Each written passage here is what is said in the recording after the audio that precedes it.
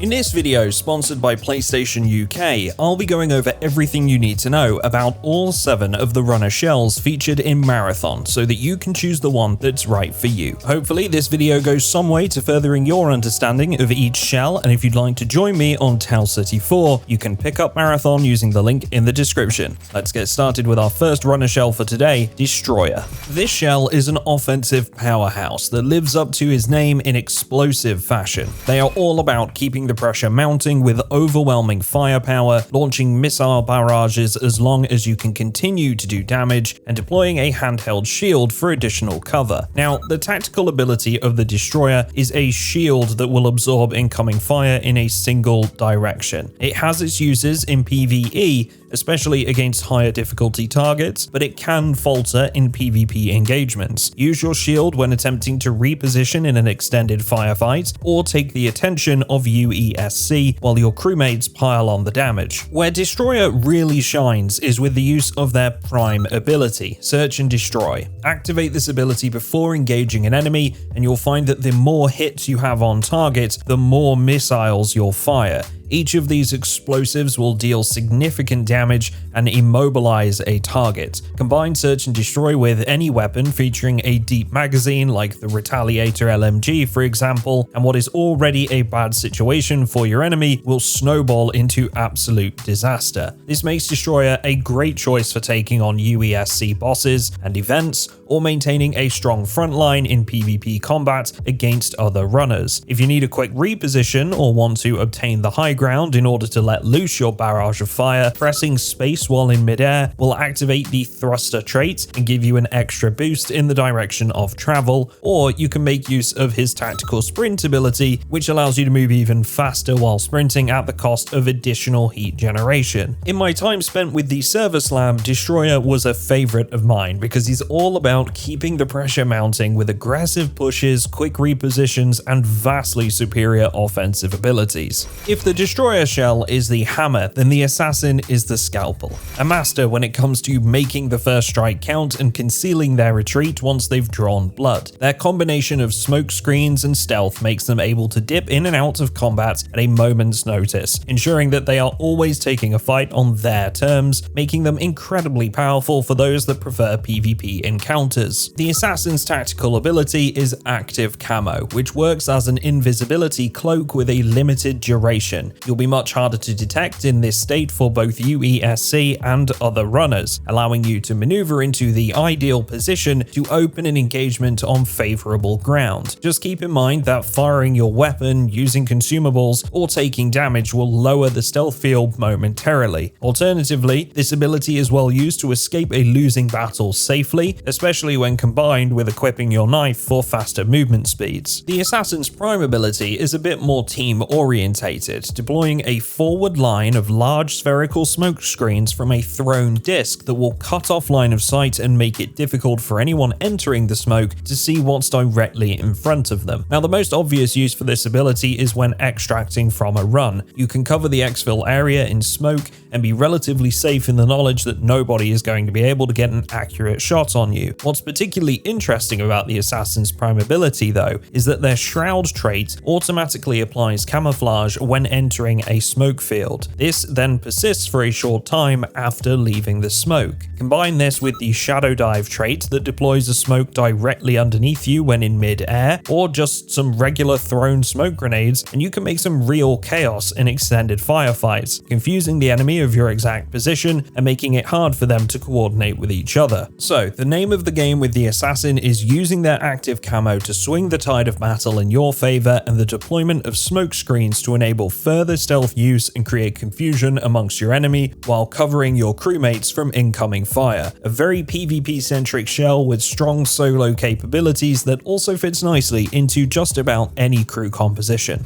Next, we're onto the Recon shell, and they are all about information, using their abilities to reveal enemy positions, hunt down wounded runners, runners, or even warn their crew of an incoming engagement before the first shot is even fired. This shell utilizes a tracker drone as their tactical ability of choice, which while vulnerable when attacked can be deadly when used appropriately. The drone will track down both PvE and PvP targets when deployed and then explode, causing enemies caught in the blast to overheat and deal a small amount of damage too. If you lose track of someone or they're hiding behind some solid cover, the tracker drone is a great way to stop them from escaping or just create a distraction while you push them. They're equally useful against UESC, giving you a small window to attack weak spots of an assault using a shield, for example, while they are staggered by the blast, or revealing a ghost that is attempting to take you unaware from stealth. As for their prime ability, this is where the Recon can be incredibly strong in combat with other runners. With Echo Pulse, a series of sonar pings will be cast out in a radius around their location, revealing both UESC and hostile runners at regular intervals. Using this information, you can not only track down enemies that are hiding from you, but also work with the other members of your crew to pick off the one that is furthest away from their teammates while they are vulnerable. Getting this extra info is just step one. The real strength comes from how you use it. If this wasn't enough, thanks to the Stalker Protocol traits, when the Recon shell breaks an enemy's shields, they leave behind a holographic trail for a short time that will give you a much more accurate judgment of where another runner has skulked away to heal themselves, allowing you the opportunity to secure the kill before they can get back in the fight. Finally, their interrogation trait has two benefits, and I think these are worth knowing about whether you're planning to use the Recon shell for yourself or just whether you're going up against one. Firstly, a Recon will be alerted when they are pinged by an enemy with the middle mouse button, which can completely ruin the element of surprise for an approaching crew without them even knowing that their presence has already been discovered. Something to keep in mind if you're watching an enemy crew for yourself, it may just be better to use your voice comms to relay their position rather than using the ping feature. The second half of the interrogation trait activates when finishing a downed runner, pinging the remainder of their crew so you can hunt down the survivors as quickly as possible. While the Recon shell may lack the use of movement abilities, they are a force to be reckoned with in PvP when they are in the right hands, using detailed reports of enemy positions to guide their team and strike where opposing crews are most vulnerable. Now this next shell is the one that every crew wants to have on site. A healer with a special interest in vault-based weaponry, Triage is all about keeping your team in good shape, damage mitigation, and applying EMP effects to put your opponents on the back foot. Triage's tactical ability is the Med Drone, a cute little floating companion that can be passed out to your crewmates or kept for yourself in order to recharge shields, health, and keep down runners from bleeding out. The Med Drone is best used as soon as possible, since it'll stay with your teammates until it uses up all of its charge, which is conveniently displayed both on the LED faceplate of the drone itself and above your health bar. Now the Med Drone is a godsend when it comes to preserving your medical consumables, especially if you find yourself taking a small amount of damage at the hands of the UESC that you don't really want to go spending a full item on to replenish. If you notice that a drone is getting low on charge, you can throw out another and use it to recharge the power in your existing Med Drone. You do not have to wait for them to expire. If you take a large hit of damage and do find that a medical consumable is needed, Triage's trait shareware.exe will actually distribute the benefits of that same consumable to all of your crewmates that also have a Med Drone attached to them. One thing to keep in mind whether you're playing Triage or going up against one though is that the Med Drone is incredibly weak to enemy fire and can be destroyed in as little as a couple of shots. The prime ability for Triage is called Reboot Plus, which locks onto either enemies or downed friendly targets with vastly different results. When used on a downed ally, Reboot will immediately revive them, so you won't need to cross open ground under fire to get to them or spend time interacting with them. Just keep in mind that your revived crewmate will still be vulnerable, so give them a Med Drone if you can and only use this ability if they are safe and out of the enemy's line of sight. When used on a hostile, Reboot instead fires an EMP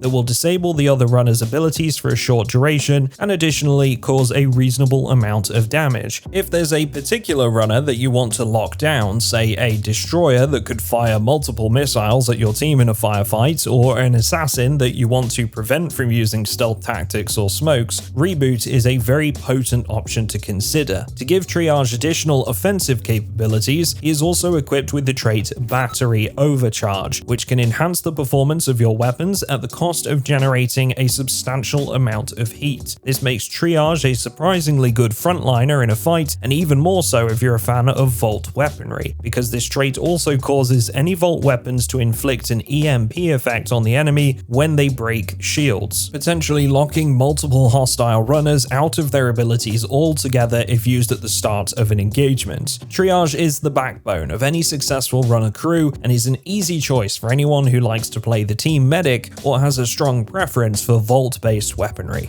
Now, Vandal is a shell that suits the player who never wants to sit still, focusing on maneuverability and catching your opponent off guard during a fight by hitting them from a flank before they even know you've changed positions at all. The tactical ability of the Vandal shell is the Disrupt Cannon, firing a ball of energy that deals damage and pushes opponents away from the point of impact. Holding down the keybind for this ability will charge it even further until it reaches maximum capacity, greatly increasing the size of the explosion radius and damage caused. I've seen a lot of players using this as a chance to deal damage at the start of a fight, and while that can be a good use case if the enemy are clustered up before you engage, sometimes it's better to hold on to this ability until your enemy seeks cover instead. Use the cannon to force them out into the open while healing, or finish them off when they duck into cover at low health. Just make sure you communicate to your team so they can capitalize and finish off anyone pushed out of cover by this ability. It can also be used in a variety of PvE situations, since the UESC tend to group up considerably more than runners do, especially when they disembark from their dropships, potentially netting you multiple kills at once with a well-placed shot. The Vandal's prime ability is Amplify, which is a movement player's dream in Marathon. Not only do you gain increased movement speed and better weapon handling, everything you do will generate less heat, which means more sprinting, jumping, and most importantly, more ability usage. Amplify is the keystone of the Vandal shell, but the supporting traits really put the icing on the cake. With microjets, you'll essentially be able to double jump to gain access to higher locations, whereas Power Slide will allow you to whip around corners or gain a short burst of movement speed to quickly flank your enemies. Remembering that Vandal's prime ability reduces all of the heat generated by these actions, you can see how highly skilled players will be able to string together all sorts of combinations if they're willing to put the time in to really master this shell's skill set. I do find that Vandal often needs a good complement of both cores and implants to really give her good efficiency with her abilities. Without her prime ability active, you soon start to see too much heat being generated after a single ability is used, but if you've got the perseverance to master her abilities and the equipment to support them, Vandal is a fantastic choice for the player that always likes to push the envelope.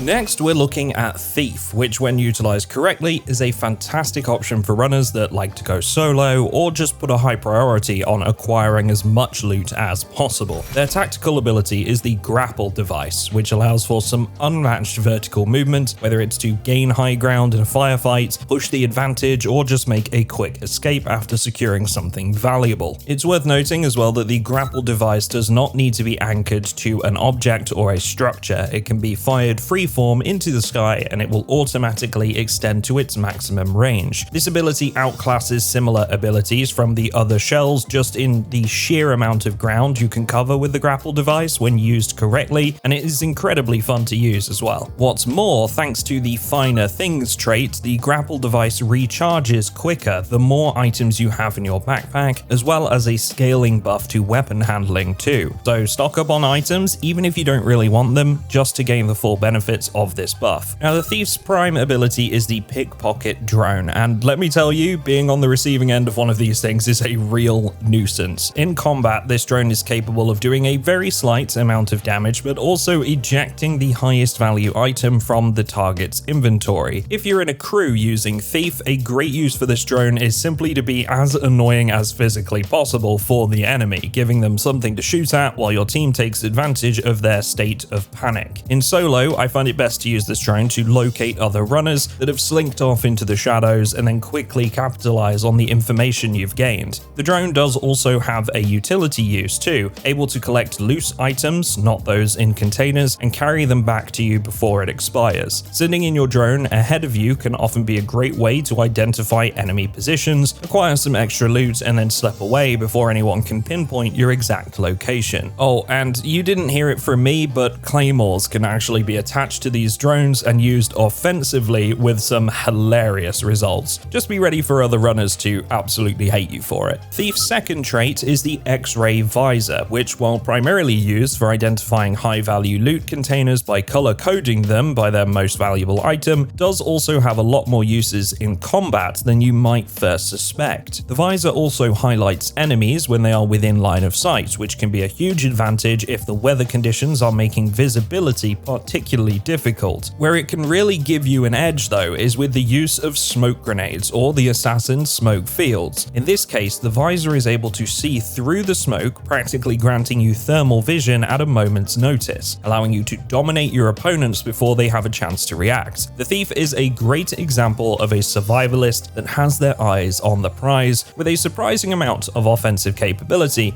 for those that are always looking for ways to outwit their enemy. Finally, we come to the Rook, a shell for the scavengers and opportunists looking to turn a low-risk run into pure profit. Now, before we get into Rook's abilities, you should know that you can only use this shell if you are running solo. No crews allowed with this one. You'll be given a basic loadout that can actually be improved by building faction reputation and unlocking capstone upgrades. Some will give your Rook implants, some better weaponry, and you get the idea from there. You will also be unable to complete contracts when using this shell, will be limited to certain maps, and will join runs later than usual. The Rook is all about low investment scavenging runs with the opportunity for big come-ups. They are not focused on progression. Keeping that in mind, the Rook's tactical ability, Signal Mask, scrambles their appearance and allows them to go undetected by UESC for a short duration. This can be used to great effect if you want to loot a runner's shell left out in the open surrounded by PvE, or something that I've personally done a few times: hack into a secure container, hide away for a few moments until the container opens, and then simply walk past all of the UESC in the area to access the loot within. There's far more uses for this ability than you might think, ultimately serving to keep your position secret from other runners that might be waiting for the sound of gunfire. There's no supporting traits with the Rook shell, but they do still have a prime ability, so let's take a look at that next. The prime ability, Recuperation, essentially repairs your health and shield slowly over an extended period of time. It's best used in between fights rather than when you're actively in combat, due to the fact that if you take damage while this ability is active,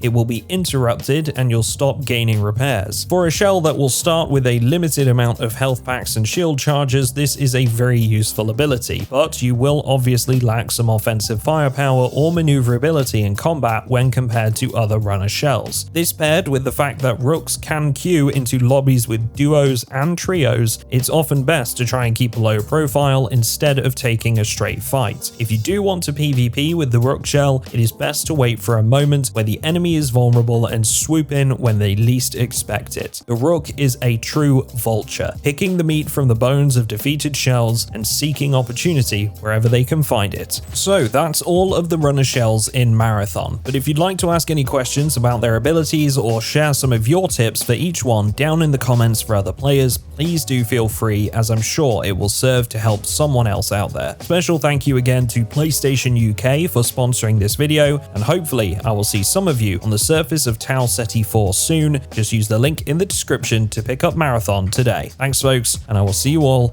in the next one.